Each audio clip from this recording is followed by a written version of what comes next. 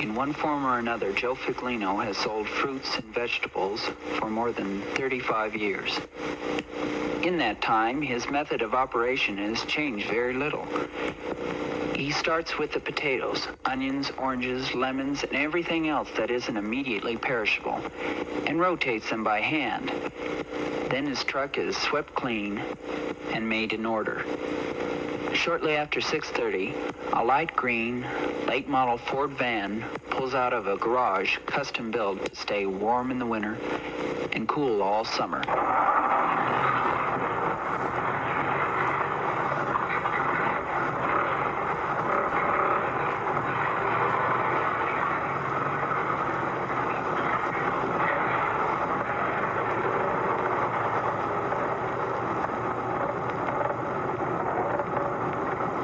The day begins to take shape. Routinely, the silver-topped truck carries its owner to the first and most important stop of the day. Up Brighton Boulevard, past 20th Street, and over the bridge to Denargo, to the market, to the Federal Fruit and Produce Company, and the start of the everyday hassle.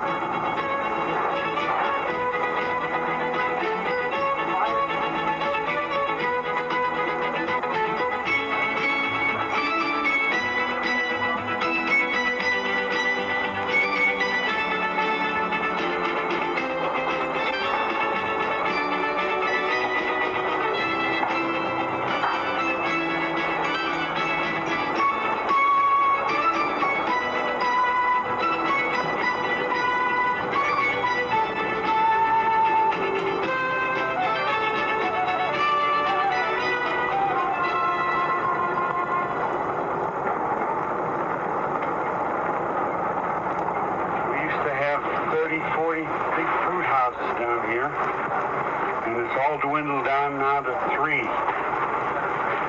Big chain stores, they have nothing to do with these houses. They buy all their stuff direct now. They get in direct. We don't have any more farmers. Down here, they bring their produce in right direct to the big chain stores. So that eliminates our market. For 3 hours, Joe will turn his energies to the unpacking, cleaning, and arranging of his day's order, which is phoned in before he leaves his house. In a business where quality is the point, you must have friends to make sure that the peaches are ripe, the lettuce fair, and to set aside the specials like baby corn for your use and no one else's. Joe has these types of friends at Denargo Market.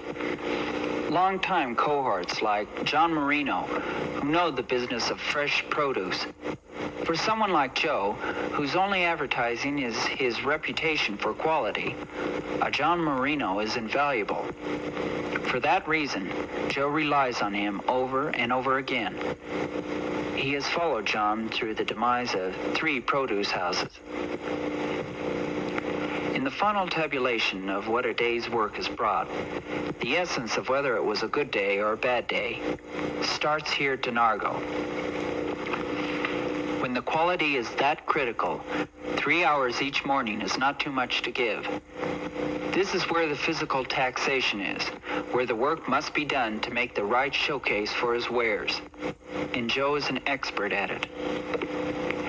There can be no romance to the job Joe does, but there is a fascination. Joe's nephew Phil gave up his chosen profession as an electrician to work a 13 to 14-hour day. The loading up at the market and seemingly constant start-stop of a day's route wears at a person. Phil admits that, but he says, I think of myself as if on a sabbatical. I'll return to my other business someday. This is just a change. After the leavings of open crates are cleared out and the floor is swept clean, Joe pays for what he has bought. As if an alarm has sounded, the instinct of doing the same thing every day tells Joe to move. His people are waiting. Monday through Saturday, Joe makes his way over one of 6 different routes. None of them written down, all of them committed to memory. He'll make an average of 40 to 50 stops a day. Some customers are serviced twice or even 3 times a week. People that know that you're out earning a living, sometimes things aren't humanly possible to get. But you do the best you can and they go along with you. And I have a lot of such customers.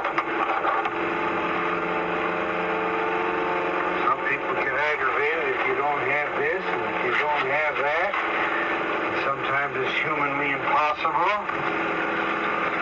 Some will ask for things out of season, which we can't help. And we are regulated by our market. His sales pitch is so subtle, so easygoing, that it is not really a sales pitch to his customers as much as friendly advice. For some of the people he services, his visits have been a weekly routine for as long as 30 years. And they continue with him because he instills a real feeling of trust in everyone he delivers to. Yeah, you've got to be honest with them. Show them that you always will mean well. Cater to real good merchandise. Is that important? Very important. Very important. The best you can get is always works out. His selling point is the personalized touch that is non-existent in chain stores. He knows every one of his regular customers by name, their home situations, and even the names of family pets. In one day, Joe comes in contact with more people than most of us do in a month. The proof of his success is in the people he sells to. He cannot handle any more customers. In the next few years, he'll have to cut down his routes. Joe Figlino's produce truck is one man's way to show the world that the small businessman is not dead. There are those who still rise early and build up a sweat and strain to earn a good day's wages. Because he pulls every inch of the workload by himself, retirement will not come easily. I figure a couple of more years, then I'll gradually just take it a lot easier. I don't retire. I won't retire unless I really have to. Because after you do this for so many years, and then just quit. It can't be done. I'll do it in a smaller scale where I work 12 hours, 14 now. If I can cut it down to about 6, that'll be about my retirement. After him, there will be no one. Some will try, but it is a rarity, a marvelous quirk, that a Joe Figlino is allowed to practice his art.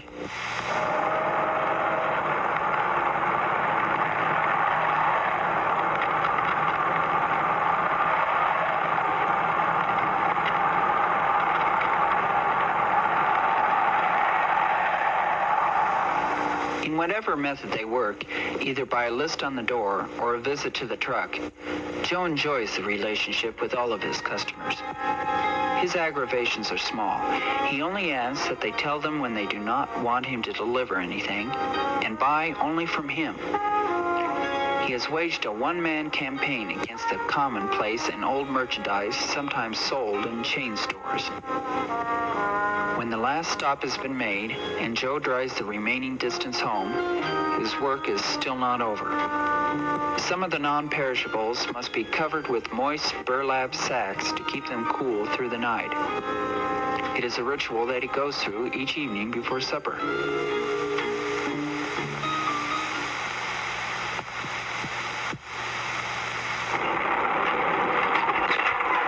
There's nothing quite like the mixture of scents that swirl about inside of Joe Figlino's truck. A sweet, dry smell of lemons, oranges, potatoes, melon, lettuce, and other secrets that would delight the imagination of a small child. The smell is fresh. And perhaps that is what makes the whole effort worthwhile. And what makes Joe Figlino such a special man to know.